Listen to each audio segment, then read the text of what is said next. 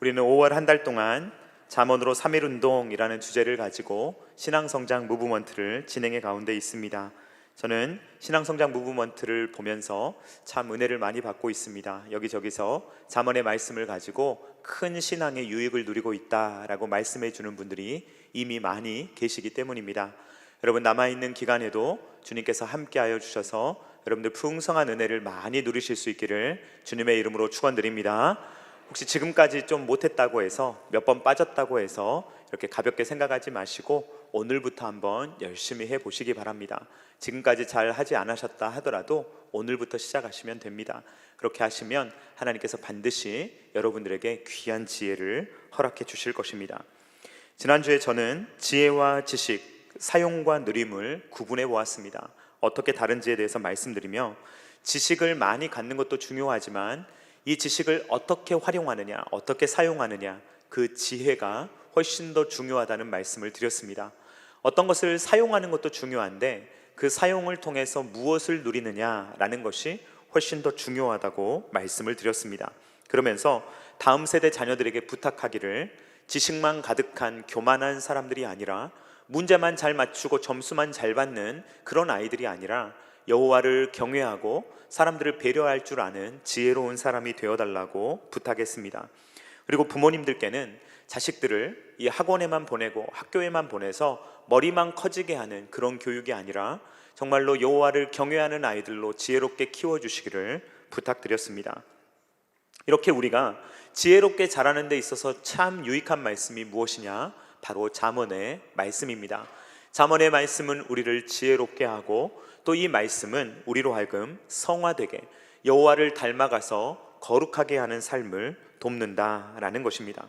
평범한 삶을 살아갈 때, 일상생활을 살아갈 때 우리가 쓰는 말, 행동, 태도, 다른 사람들을 대할 때 어떤 식으로 대하는가, 일을 할 때 어떤 태도를 가지고 일을 하는가, 이 모든 것들을 종합적으로 다루고 있는 성화의 교과서라 할 수 있다라는 것입니다. 여러분, 성화의 목표는 무엇입니까? 거룩해지는 것입니다. 성화의 목표는 효율성이 아닙니다. 이 세상은 효율성을 요구합니다. 짧은 시간 안에 얼마나 커다란 결과를 낼 수 있느냐, 이런 가성비, 가심비, 여러 가지를 따지면서 이 모든 것들이 짧은 시간 안에 이 효과를 극대화하는 것, 이것이 바로 효율성을 추구하는 이 세상의 모습입니다. 그러나 거룩함이라는 것은 그렇게 이루어지는 것이 아닙니다. 거룩성은 효율적으로 이루어지는 것이 절대로 아닌 것입니다. 우리의 인생의 목표는 예수님을 닮는 데 있습니다. 그리스도에게까지 자라나는 데 있습니다.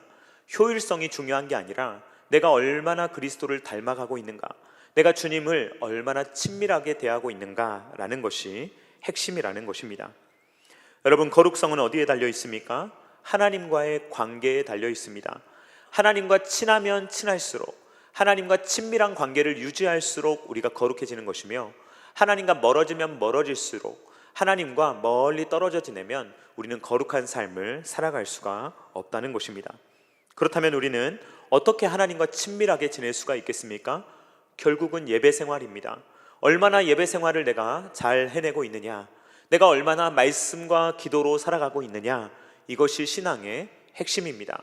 그러므로 여러분들의 신앙을 돕기 위해서, 하나님과 친밀하게 지내시도록 하기 위해서 하루에 한 장씩 말씀을 읽고 쓰고, 그 말씀을 때로는 암송하고 그 말씀을 묵상하도록 여러분들에게 권면하는 것입니다. 하나님께서는 수직적인 관계를 중요하게 여기십니다. 하나님과 우리의 관계가 잘 맺어지기를 원하십니다. 또한 하나님은 수평적인 관계, 우리와 이웃과의 관계가 잘 이루어지기도 원하십니다. 그렇게 될 때 우리의 성화가 이루어지게 된다라는 것입니다. 여러분, 성화는 기도원에서 이루어지겠습니까? 아니면 교회에서 이루어지겠습니까? 성화가 어디에서 이루어지겠습니까, 여러분? 기도원에 가서요, 혼자 기도하잖아요. 성화가 이루어지지 않습니다. 그냥 거기에서 혼자 기도할 때 거기에서는 어떤 부딪힘도 없습니다. 내가 기도하고 싶을 때 기도하면 되고요, 내가 걷고 싶을 때 걸으면 됩니다. 아무도 뭐라 하지 않습니다. 그런데요, 교회에 오면 그렇지 않습니다. 일상생활하면 그렇지 않아요. 난 이렇게 하고 싶은데 이렇게 못할 때가 많습니다. 다른 사람을 배려하느라 내가 피해를 볼 때도 있습니다. 여러분, 성화는요, 그렇게 부대낄 때 일어나는 것입니다. 아무도 만나지 않고 그냥 혼자 자유롭게 살아갈 때 성화가 일어나는 것이 아니라 내가 일상생활에서 부대끼면서 다른 사람들과 부대끼며 살아갈 때 우리의 삶 가운데 성화가 일어나게 된다라는 것입니다. 지난주에 저는 어린이 주일로 지혜로운 어린이가 되어주기를 라는 제목으로 말씀을 증거했고, 오늘은 어버이 주일을 통해서 서로에게 기쁨이 되어주기를 이라는 제목으로 말씀을 증거하려고 합니다. 우리 다시 한번 이렇게 따라해 보도록 하겠습니다. 서로에게 기쁨이 되어주기를. 네, 우리 부모님은 자녀에게, 자녀는 부모님에게 기쁨이 되어줄 수 있기를 주님의 이름으로 축원드립니다. 그런데요, 보면은요, 서로 불만족스러워하는 경우가 있습니다. 부모님은 자녀를, 자녀는 부모님을 굉장히 불만족스러워하는 경우가 있다는 것입니다. 어떤 자녀들은요, 부모님을 굉장히 불만족스러워합니다. 태어나 보니까 재벌 2세였으면 얼마나 좋았을까. 태어나 보니까 금수저를 안 물고 있네요. 큰일 났다, 나 어떻게 살아야 되지? 이렇게 부모님을 보면서 우리 부모님은 이것도 안 해주고 저것도 안 해주고, 다른 집 보니까 저 집은 저것도 해주고 저것도 해주던데 부모님 잘못 만나서 내가 잘 되기는 글렀구나, 이런 식으로 생각하면서 인생에 일어나는 모든 일을 부모님 탓을 하는 것입니다. 내가 부모님만 잘 만났어도 이렇게 살지 않았을 텐데, 내가 부모님만 잘 만났어도 다른 사람들보다 잘 살 텐데, 이런 식으로 생각하면서 부모님을 굉장히 불만족스러워 하는 것입니다. 또 반대로 어떤 부모님들은 자녀를 굉장히 불만족스러워 합니다. 낳아보니 천재가 아닌 거예요. 분명히 천재일 줄 알았는데, 분명히 글을 안 가르쳐도 글을 깨우치고 막 숫자식을 막 계산, 막 암산을 하고 무슨 일만 하면 막 혼자 책 읽고 있다가 막 깨우치고, 이런 아이여야 되는데 가르쳐도 변화가 없고 학원 보내도 점수가 안 오르고 막 내 아이만 왜 이렇지? 이럴 수가 있다는 것입니다. 그래서 자꾸 비교를 하는 거예요. 아니, 저 집은 보니까 아이에게 특별하게 부모가 안 해주는데도 아이가 공부도 잘하고 대학도 잘 들어가고 직장도 잘 얻고 시집 장가도 잘 가서 잘 먹고 잘 사는데, 내 애는 내가 옆에서 이렇게 도와주는데 왜 이렇게 잘 되지 않을까? 이러면서 서로 끊임없이 비교하는 것입니다. 여러분, 둘 다 문제가 무엇입니까? 세상적인 기준을 가지고 평가하기 때문입니다. 자녀는 부모를 평가하고, 그 다음에 부모는 자녀를 평가하면서 몇 점짜리 부모, 몇 점짜리 자녀, 이렇게 스스로 서로를 평가하기 때문에 서로에 대해서 만족함이 있을 수가 없는 것입니다. 여러분, 세상의 기준으로 부모님을 평가하거나 자녀를 평가하지 마시기를 주님의 이름으로 축원드립니다. 아멘이 크게 안 나오네요. 여러분, 하나님의 기준으로 서로 사랑하실 수 있기를 주님의 이름으로 축원드립니다. 자, 한번 따라해 보겠습니다. 내 부모님이 최고다. 내 자녀가 최고다. 믿으십니까? 속으로는 아닌데. 여러분, 내 부모님이 최고다, 내 자녀가 최고다 라고 여러분 꼭 믿으시기를 바랍니다. 왜 그렇습니까? 내 부모님이니까요. 내 자녀니까요. 다른 이유가 없습니다, 여러분.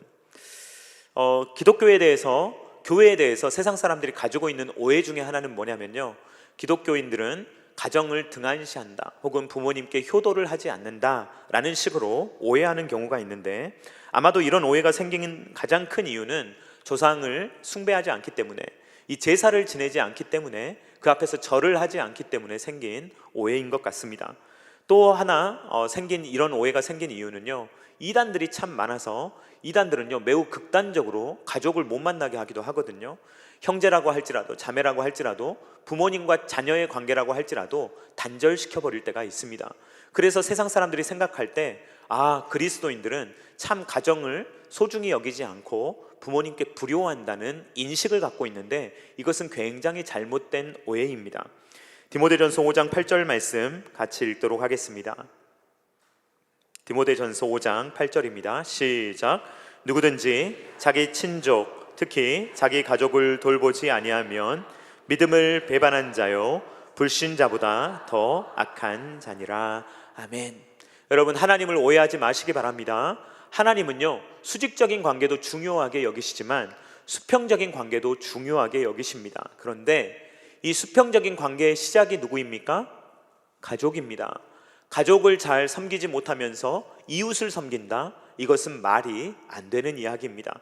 항상 안에서부터 넓어져야 합니다. 내 가족을 잘 섬기고 그리고 나서야 이웃을 섬길 수가 있는 것입니다. 밖에서만 잘하고 가족에게 잘 하지 못하는 사람은 하나님을 제대로 이해하지 못한 사람이라고 할 수가 있는 것입니다. 어떤 사람들은 믿음을 핑계로, 신앙생활을 핑계로 가족을 돌보지 않습니다. 매우 잘못된 태도입니다. 우리는 가족을 잘 돌봐야 합니다. 다른 누구보다도 가족을 잘 돌봐야 합니다. 그 중에서도 우리는 부모님을 잘 섬겨야 합니다. 왜냐하면 부모님께서 저와 여러분들을 낳아주셨기 때문입니다. 오늘 우리가 읽은 잠언의 말씀을 보면 그냥 아버지, 그냥 어머니 이럴 수도 있는데 뭐라고 표현하냐면 너를 낳은 아버지를 기쁘게 하라, 너를 낳은 어머니를 기쁘게 하라 라고 말하고 있는 것입니다. 잠언 23장 22절 상반절 말씀 같이 읽도록 하겠습니다. 시작. 너를 낳은 아비에게 청종하고. 25절 같이 읽겠습니다. 시작. 내 부모를 즐겁게 하며 너를 낳은 어미를 기쁘게 하라. 아멘. 너를 낳은 아버지, 너를 낳은 어머니를 기쁘게 하고 즐겁게 하라 라는 것이 바로 성경의 교훈이다 라는 것입니다. 여러분, 모든 사람이 결혼을 하는 것은 아닙니다. 결혼을 했다고 해서 모든 사람이 자녀를 낳는 것도 아닙니다. 그러나 우리 모두에게는 공통점이 있는데 부모님이 반드시 계십니다. 부모님 없이 하늘에서 뚝 떨어진 사람은 아무도 없습니다. 우리 모두는 다 부모님을 통해서 이 땅에 나오게 되었다라는 것입니다.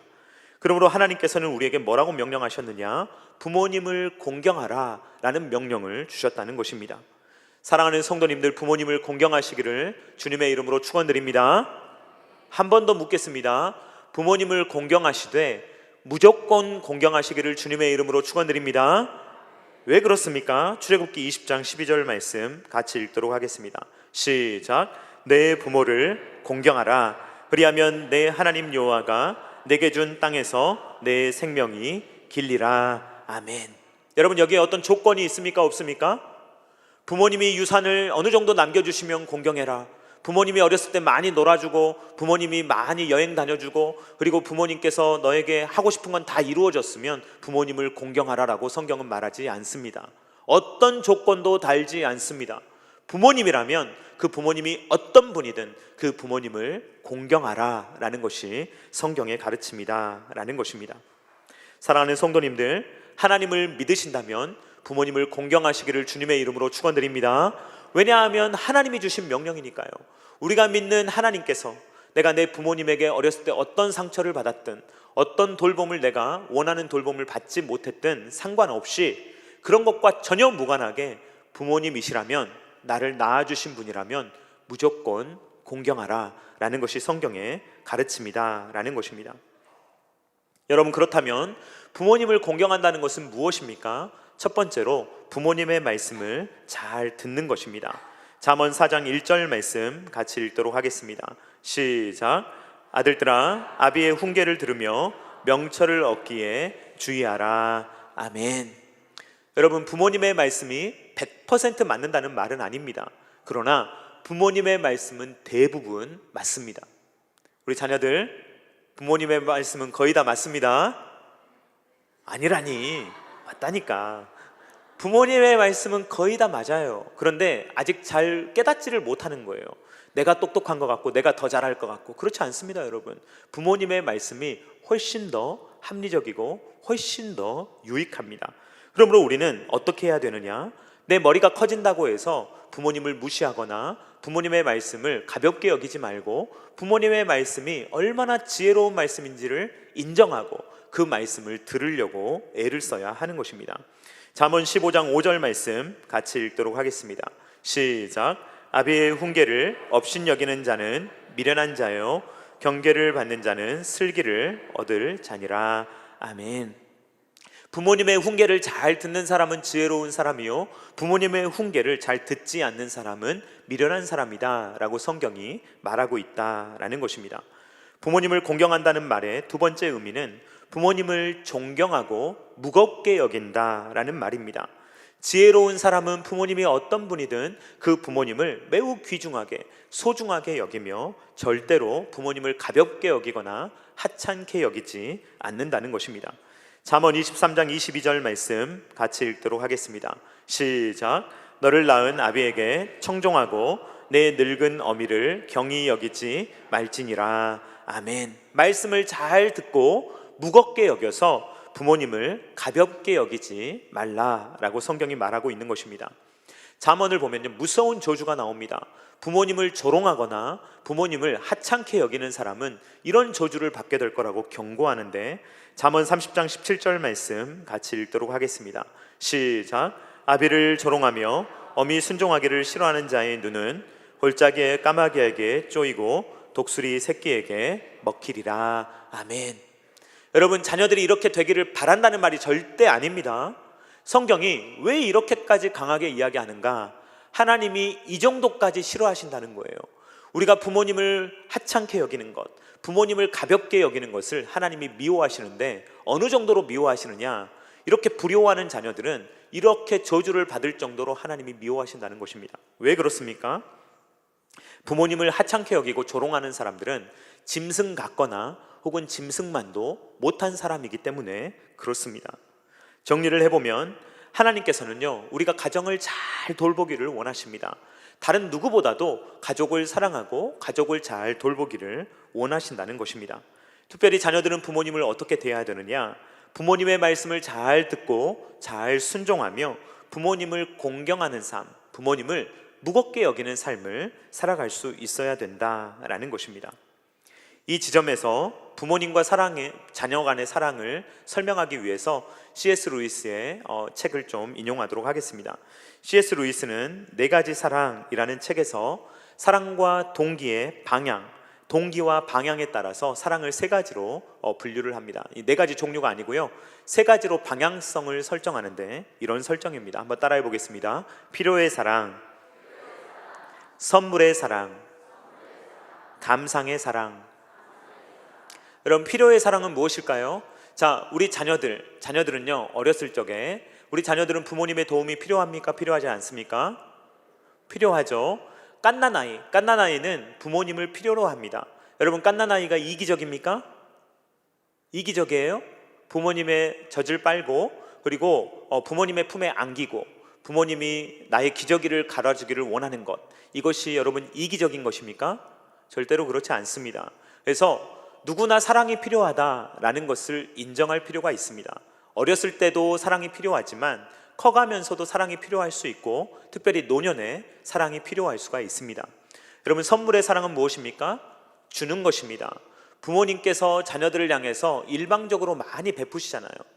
일방적으로 거의 베푸는 사랑이죠. 이것을 선물의 사랑이다라고 말할 수가 있습니다. 여러분, 감상의 사랑은 무엇입니까? 아무 조건 없이, 아무 이유 없이 그저 부모님이기 때문에 사랑스럽고 그저 자녀이기 때문에 사랑스러운 것, 이것을 감상의 사랑이다라고 합니다. 여러분, 이 사랑을요, 우리는요 다 주고받으면서 살아가고 있어요. 누군가는 사랑을 주고 누군가는 사랑을 받고 주고받으면서 세상을 살아가고 있습니다. 자, 그래서 우리는요, 주는 사랑도 복되고요, 받는 사랑도 복되다는 것을 기억해야 되는데, 특별히 어떤 사랑이 하나님에게 많으냐? 하나님은 사랑이 필요하신 분이 아니죠. 그래서 하나님은요, 주로 사랑을 주시는 분입니다. 그래서 하나님께서는 주는 것이 받는 것보다 복되다라고 말씀하십니다. 사도행전 20장 35절 말씀 같이 읽도록 하겠습니다. 시작. 범사에 여러분에게 모본을 보여준 바와 같이 수고하여 약한 사람들을 돕고, 또 주 예수께서 친히 말씀하신 바 주는 것이 받는 것보다 복이 있다 하심을 기억하여야 할지니라. 아멘. 주 예수께서 친히 말씀하신 바 주는 것이 받는 것보다 복이 있다라고 말씀을 하십니다. 여러분, 사랑을 받을 때도 행복하고요, 사랑을 줄 때도 행복합니다. 그래서 우리는요, 사랑을 잘 주고받을 수가 있어야 된다라는 것입니다. 자, 여러분, 부모님은 주로 자녀에게 어떤 사랑을 줍니까? 어떤 사랑을 줘요? 선물의 사랑을 주죠. 자녀들이 보통 가지고 있는 사랑은 무엇입니까? 필요의 사랑입니다. 그래서요, 자녀들은 사랑을 받으면서 행복해하고, 그리고 부모님은 사랑을 주면서 행복해합니다. 그런데요, 나이가 점점 들어가면요, 이제 이것이 점점 바뀝니다. 그러면서 부모님이 연세가 많아지실수록 어떤 필요가 생깁니까? 필요의 사랑이 필요해집니다.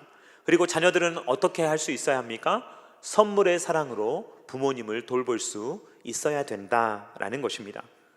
그러므로 우리는 어렸을 때는 부모님의 사랑을 받지만 장성하여서 이제는 부모님을 섬기는 모습으로 나타나야 하는 것입니다. 그러므로 우리 부모님들께 권면드립니다. 자, 여기에 부모님들께 권면드립니다. 부모님들, 자녀들의 사랑을 잘 받으시기를 주님의 이름으로 축원드립니다. 네, 자녀가요 선물을 주면요 한 두세 배로 기뻐해 주시기 바랍니다. 네, 이런 말씀 하지 마세요. 이런 말씀 하시면요 자녀가 김이 팍 새버려요. 나 필요 없다니까. 다 있어, 너 써. 그러면서 막 자녀 막 어쩔 줄 몰라 사랑해가지고 자녀를 어쩔 줄 몰라서 막 야, 나는 장례식 비용까지 다 모아놨으니까 걱정하지 말아라. 그냥 니네 원하는 대로 살아. 네 필요한 거 사. 그러면서 살잖아요. 그러면 자식이 망나니가 될 수가 있어요. 부모님 섬길 줄도 모르고 부모님 돌볼 줄도 모르는 그러한 불효자가 될 수가 있다는 것입니다. 그러므로 여러분 그러지 마십시오. 자녀들이요 대접하면요 좀 잘 받으시기를 바랍니다. 대신에요 아무 무표정으로 받지 마시고 받으실 때는요 기뻐해 주시기를 바랍니다. 여러분들의 생각보다 한 두세 배 막 오버해 주세요. 그러면요 자녀들이 마음이 기뻐요. 내가 이렇게 준비했는데 작은 것이지만 우리 부모님이 이렇게 기뻐하시는구나. 잘했다. 다음에 또 더 잘해야지. 이런 마음이 생기는데요. 자꾸만 하지 말아라. 필요 없다. 그러면서 말씀하시면요. 부모들이 이제 순종해요. 그러면서 이제 하면 안 되겠구나. 여러분, 자녀들의 효도를 받으시려면 효도할 때 잘 받으시기를 주님의 이름으로 축원드립니다. 지혜예요, 이게. 이게 지혜입니다. 그래서 자녀들도요 부모님에게 잘 섬길 수 있도록 자꾸만 기회를 주셔야 돼요. 자녀들이 선물의 사랑을 드릴 수 있도록 이 기회를 드리는 것, 주시는 것도 부모님께서 잘 하시는 것입니다. 자, 이제 자녀들에게 권면합니다. 저를 포함한 자녀분들에게 권면합니다. 부모님을 섬기는 것을 절대로 짐스러워 하시거나 여러분 그것을 부담스럽게 여기지 마시기를 주님의 이름으로 축원드립니다. 그렇게 효도하면요 얼마나 부모님이 마음이 불편하시겠습니까? 우리가 막 부담스러워하면서 부모님께 하는 것을 막 이 부담스러움을 막 티를 팍팍 내면서 하면요 그걸 받으시는 부모님이 얼마나 부담스러우시겠습니까? 여러분 그렇게 하지 마시기를 간절히 바라고 소망합니다. 제가 지난주에 우연히 라디오를 듣다가 정말 이렇게 와닿았어요. 어떤 내용이었냐면 이제 부모님이 연세가 드시면 이제 점점 이제 어린아이처럼 약간 되어 가시는 부분이 있습니다. 이제 귀도 잘 들리지 않으시고요. 눈도 잘 보이지 않으십니다. 특별히 부모님들이 어려워하시는 거는요. 이 최신 물건을 잘 사용하는 것을 어려워하세요. 그래서 오늘날에는 이제 막 은행도 점점 없어지고 핸드폰으로 모든 걸 해야 되는데 이걸 가르쳐 드리려고 하면은요. 굉장히 어렵다는 거예요. 그래서 이제 어떤 자녀가 이런 마음을 품게 됐다는 거예요. 부모님 핸드폰 가르쳐 드리다가 화가 났다는 거예요. 이렇게 막 처음에 가르쳐 드릴 때는 가르쳐 드릴 수 있는데 두 번, 세 번 정도 똑같은 이야기를 반복하니까 화가 나더래요. 그래가지고 이것도 못 알아들으시고 아니 어른이 돼가지고 막 이런 생각이 마음속에 들었다는 것입니다. 그런데 그 순간 어떤 생각이 들었냐면 어렸을 때 나를 돌보아 주신 부모님의 모습이 생각이 났다는 거예요. 여러분 아이들이요 30번이고 똑같은 질문을 하거든요. 그럴 때마다 부모님은 어떻게 대해 주십니까? 자녀를 혼냅니까? 야, 너 왜 똑같은 질문해? 왜 똑같은 책만 읽어달라 그래? 이러면서 짜증내거나 아이를 혼내십니까? 그러지 않으시잖아요. 우리가 아이들이요 똑같은 책을 읽어달라 그래도요 지겹게 읽어줍니다. 아이들은요 그 다음 내용도 알아요. 외우고 있어요. 그래서 한 장 몰래 넘어가려고 그러면요 다 알아요. 안 읽은 거 다 알아요. 알고 있는데 왜 읽어달라고 하는지는 잘 모르겠어요. 그렇지만 어찌됐건 읽어달라고 하면 읽어줍니다. 아이들은요 똑같은 질문을 해도 아이들을 혼내지 않고 읽어주는데 부모님이 좀 몇 가지 똑같은 질문하면요 막 지겨워하고 그것을 짜증내고 이래서는 안 된다는 것입니다. 여러분 우리가 어렸을 때 부모님이 우리를 어떻게 키워주셨는가를 여러분 잘 기억하시고 우리 부모님께서 똑같은 이야기를 하셔도 잘 들으실 수 있기를 간절히 바라고 소망합니다. 부모님이요 똑같은 이야기 했으면 저번에 하셨잖아요 그러지 말고 또 들어주세요. 재밌게 들어주시고 호응해 주시고 부모님이 대화를 원하시는 거잖아요. 그러면요 같이 대화를 하면 되는 것이다 라는 것입니다. 우리 부모님에게 사랑이 이제 필요합니다. 우리 부모님에게 자녀들이 사랑을 드릴 필요가 있다는 것입니다. 또 부모님에게 어떤 게 필요하냐면요, 이제는 돌봄이 필요합니다. 실질적으로 우리 부모님에게 물질적인 도움이 필요하다는 것입니다. 과거의 유대인들은 부모님을 봉양하는 것을 피하기 위해서 고르반이라고 외쳤습니다. 하나님께 드렸기 때문에 저는 부모님을 못 섬깁니다. 하나님을 이용해서 부모님께 효도하는 것을 하지 않았다는 것입니다. 마가복음 7장 10절로 11절 말씀 같이 읽도록 하겠습니다. 시작. 모세는 내 부모를 공경하라 하고 또 아버지나 어머니를 모욕하는 자는 죽임을 당하리라 하였거늘 너희는 이르되 사람이 아버지에게나 어머니에게나 말하기를 내가 드려 유익하게 할 것이 고르반 곧 하나님께 드림이 되었다고 하기만 하면 그만이라 하고, 부모님을 물질적으로 섬기지 않기 위해서 하나님을 이용하는 이 유대인들의 모습이 얼마나 악합니까? 하나님의 선민이라고 하면서, 하나님을 예배하는 자라고 하면서 부모님을 막상 섬기지 않는 악한 모습이 있을 수 있다는 것입니다. 그러므로 우리는 어떻게 해야 됩니까? 부모님을 무조건 공경해야 되는데, 부모님의 말씀에 경청하고, 그리고 부모님을 무겁고 존경스럽게 여기며 부모님을 물질적으로 섬기는 것, 이것이 부모님을 공경하는 것이다 라는 것입니다. 여러분, 네 번째 이유가 있습니다. 왜 부모님을 공경해야 되는가? 네 번째로 왜 우리가 부모님을 공경해야 되냐면, 우리의 공경을 보면서, 부모 공경을 보면서 누가 배우겠습니까? 자녀들이 배우기 때문입니다. 여러분, 지금 내가 하는 모습이 자녀가 나에게 앞으로 할 모습입니다. 그렇기 때문에 자녀의 효도를 받기 원한다면 우리도 부모님을 마땅히 효도할 수 있어야 된다라는 것입니다. 이런 이야기가 있습니다. 이거 실제 이야기인지 아닌지는 잘 모르겠습니다. 어떤 할머니가 계셨는데요, 이제 연세가 많으십니다. 그래서 눈도 어둡고 귀도 잘 안 들리고 이 숟가락을 드는 것도 참 힘들어 하시는 분입니다. 그런데 할아버지가 돌아가시고 나서 이제 홀로 계시는 거예요. 그래서 아들네 집에서 이제 이 어머니를 모시기로 결정을 했습니다. 그런데 이제 식탁에서 같이 밥을 먹는데 이 어머니가 자꾸만 음식을 막 흘리고 떨어뜨려서 식탁이 계속 지저분해지는 거예요. 그래서 가족들이 같이 밥을 먹을 때 이 할머니 식탁 주변이 계속 더러워지는 것입니다. 그러니까 부부가 이야기를 해서 어머니 식탁을 하나 따로 만들어 드립시다 하고 식탁을 만들어 드리는데, 많이 떨어뜨린다고 쓰레기통 옆에다가 식탁을 마련해 드린 거예요. 여러분, 가족들이 같이 밥을 먹는데 홀로 떨어져서 쓰레기통 옆에서 밥을 먹는 이 어머니의 마음이 좋았겠습니까? 좋지 않았겠습니까? 답을 잘 모르시겠어요? 좋지 않았겠잖아요. 자, 그런데 이제 초등학생 딸이 책상에서 뭘 막 만드는 거예요.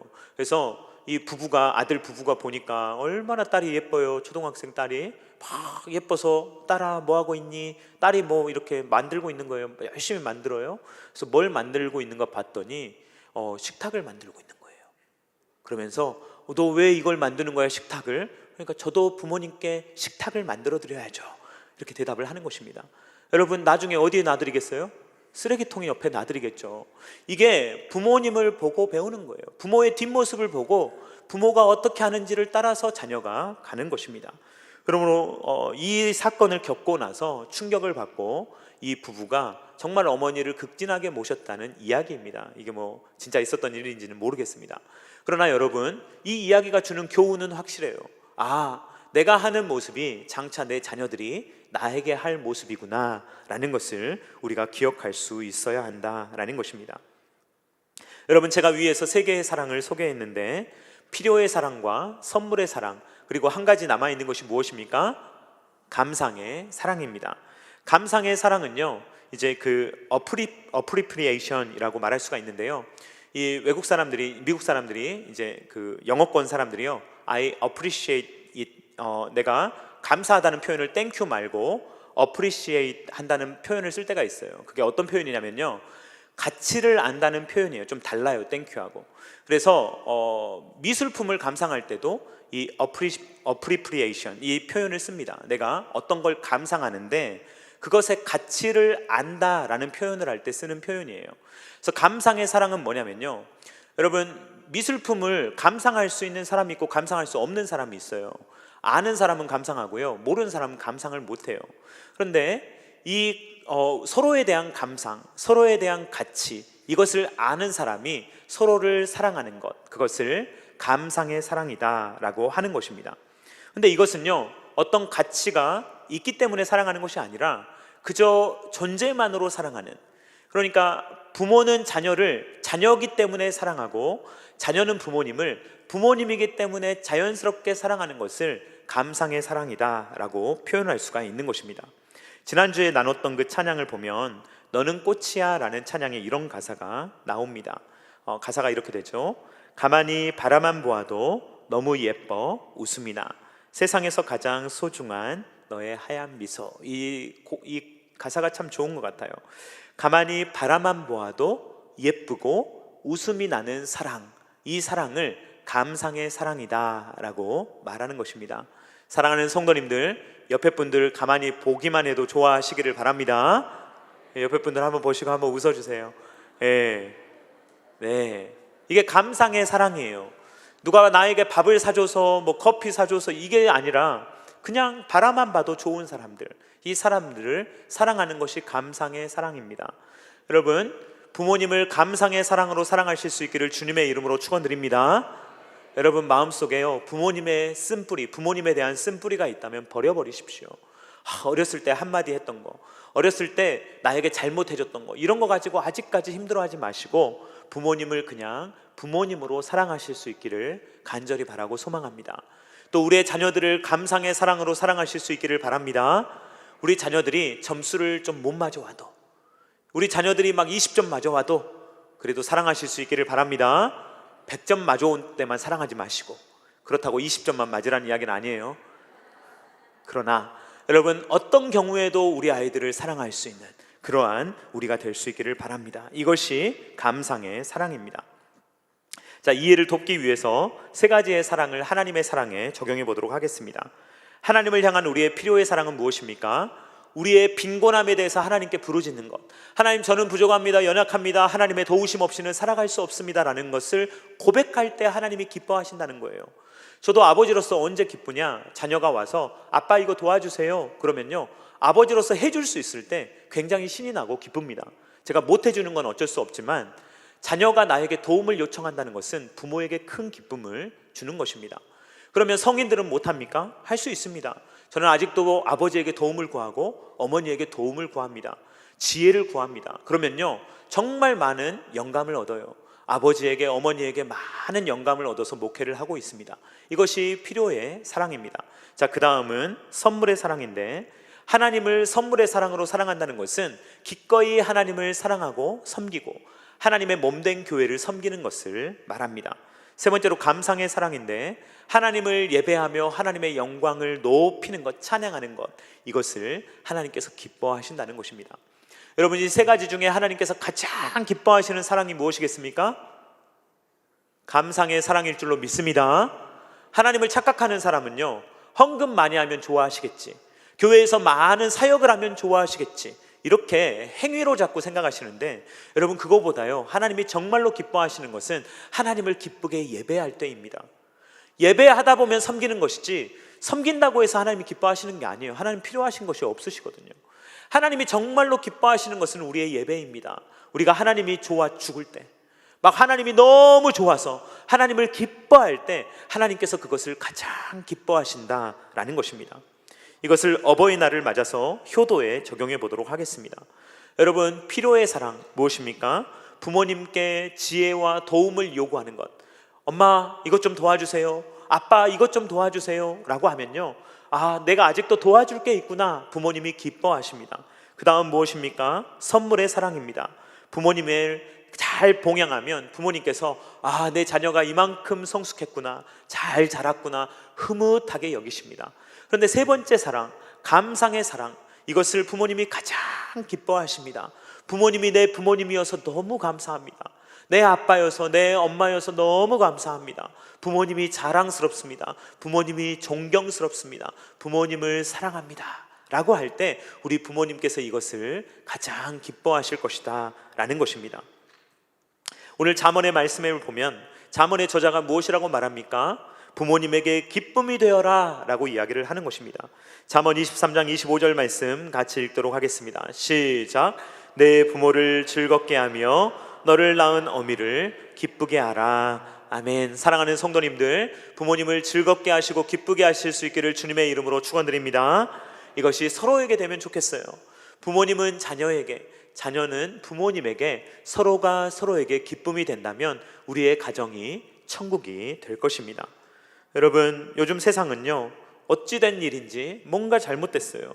그래서 가족이 원수처럼 돼가지고 아버지라는 이름만 들으면 막 예전에 받았던 트라우마가 떠오르고, 어머니라는 이름만 들으면 막 나를 억압하고 옥죄는 존재로 여겨지고, 아들, 딸 하면은 나를 답답하게 하고 속상하게 하는 존재로 여겨지고, 여러분, 이게 죄의 영향력이에요. 죄 때문에 그렇게 된 거예요.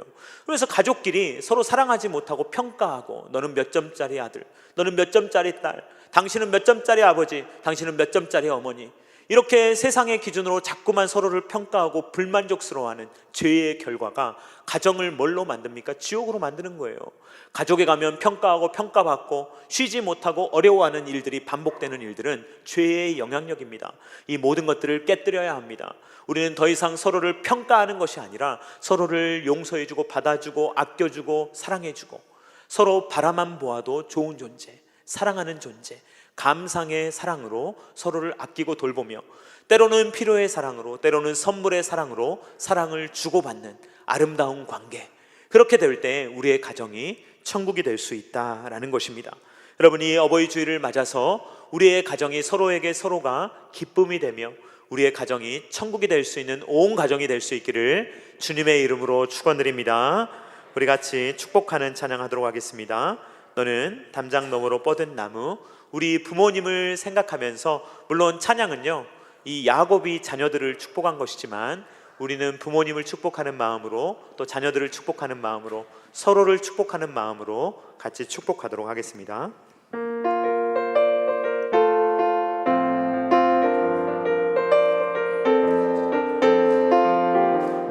박수하며 찬양하겠습니다.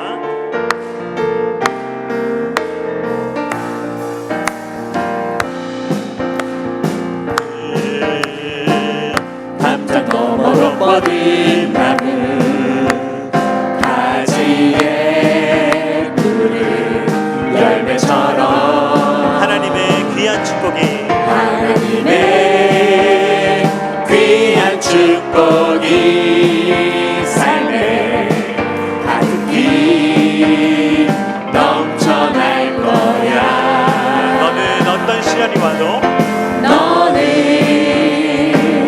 어떤 시련이 와도 내게 이겨내 나갈 발 있어. 전능하신 하나님께서 너와 언제나 함께 하시니. 너는 하나님의 사랑, 너는 하나님의 사랑, 아름다운 하나님의 사랑. 나는 널 위해 기도하며 내 길을 축복할 거야. 너는 하나님의 선물, 사랑스러운 하나님의 열매, 주의 품에 꽃 피운 나무가 되어 서로를 바라보면서 다시 한번 축복합니다. 너는 하나님의 사랑, 너는 하나님의 역사랑 축복해주세요. 아름다운 하나님의 사랑. 나는 널 위해 기도하며 내 길을 축복할 거야.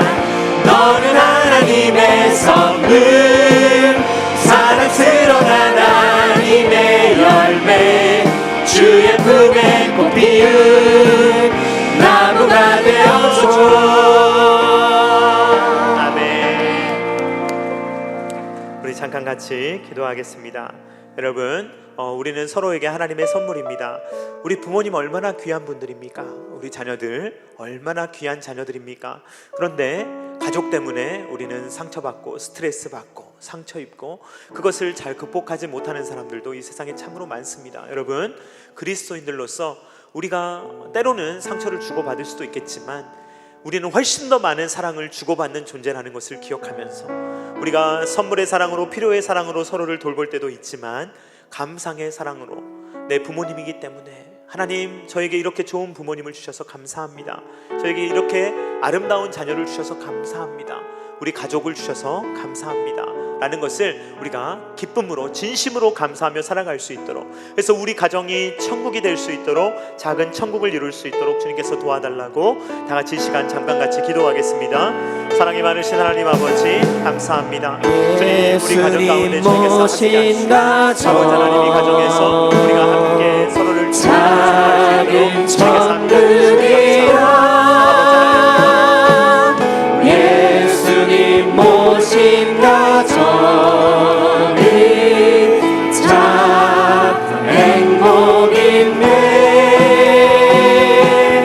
험한 세상 살 동안 아픔도 있겠지만 예수님과 사는 가정이 행복한 가정이라. 예수님 모신 가정 작은 천국이라. 예수님 모신 가정이 참 행복인데 험한 세상 살 동안 아픔도 있겠지만 예수님과 사는 가정이 행복한 가정이라. 예수님 모신 가정 작은 천국이라. 예수님 모신 가정이 참 행복인데 험한 세상 살 동안 아픔도 있겠지만 예수님과 사는 가정이 행복한 가정이라. 사랑하는 하나님 아버지, 감사를 드립니다. 오늘 어버이 주일을 맞아서 우리 하나님의 사랑이 얼마나 큰지, 또 부모님의 사랑이 얼마나 큰지, 또 부모님을 기쁘시게 하고 즐겁게 하며 또한 부모님을 공경해야 된다는 사실을 하나님의 명령으로 다시 한번 받을 수 있게 하시니 감사합니다. 주님, 이 세상의 가정이 파괴되어서 주님, 서로 부모님은 자녀를 마음에 안 들어하고 자녀는 부모님을 원망하며 서로를 아픔으로 여기고 트라우마로 여기는 이러한 거짓된 세상 속에서 우리 그리스도인들만큼은 올바른 가정의 모습을 회복할 수 있도록 도와주시오며 서로의 존재만으로 사랑하고 아낄 수 있도록 주님께서 함께하여 주시옵소서. 나에게 최고의 부모를 주신 하나님께 감사드리며 나에게 최고의 자녀를 주신 하나님께 감사를 드리며 서로가 서로에게 기쁨이 되는 삶을 살아갈 수 있도록 주님께서 함께하여 주시옵소서. 또한 서로의 필요를 주님 볼 때 외면하지 않도록 도와주시고 서로가 서로에게 부담이 되는 것이 아니라 서로를 마땅히 섬기며 서로를 마땅히 돌보며 살아갈 수 있도록 주님께서 함께하여 주시옵소서. 특별히 주님, 이제껏 고생하며 자녀들을 양육해 오신 우리 부모님들의 마음을 위로해 주시기를 간절히 바라고 원합니다. 아버지 하나님, 남아있는 생애 가운데 주님의 품에 안길 때까지 주님 그 마음의 염려와 근심으로 살아가지 않도록 도와주시고 자녀들이 잘 되는 복을 허락하여 주시고 효도할 수 있는 자녀들로 주님께서 함께하여 주셔서 노년의 생활이 더 행복하게 하시고 노년의 생활이 더 풍성한 삶을 살아갈 수 있도록 주님께서 복을 허락하여 주시옵소서. 또 우리 자녀들에게도 복을 허락하여 주셔서 자녀들마다 잘 되게 하여 주시오며 부모님을 잘 섬기며 부모님을 잘 봉양할 수 있도록 주님께서 함께하여 주시옵소서. 부모님의 말씀을 경청하며 부모님을 존경하며 또한 물질로 부모님을 잘 섬길 수 있도록 우리의 자녀들의 삶 가운데도 주님께서 함께하여 주시옵소서. 그래서 주님, 세상 사람들에게 본이 되는 아버지 효자 효녀들이 될 수 있도록 주님께서 함께하여 주시옵소서. 이제는 우리 구주 예수 그리스도의 십자가의 무한하신 은혜와 독생자 아들을 아낌없이 내어주신 성부 하나님의 사랑하심과 성령 하나님의 감동 감화 역사 교통하심이 주님의 명령에 따라 무조건적으로 부모님을 공경하며 부모님을 사랑하며 봉양하며 주님께서 우리에게 주신 그 계명의 말씀을 잘 지켜 행함으로 이 세상에서도 천국을 누리며 복을 받는 삶을 살아가기를 원하는 사랑하는 모든 주의 백성들의 머리 위에와 각 가정과 주님께서 피로 값주고 사신 첨단 계라시교회 위에와 조국과 세계의 열방 가운데 이제로부터 영원토록 함께 있기를 간절히 축원하옵나이다. 아멘.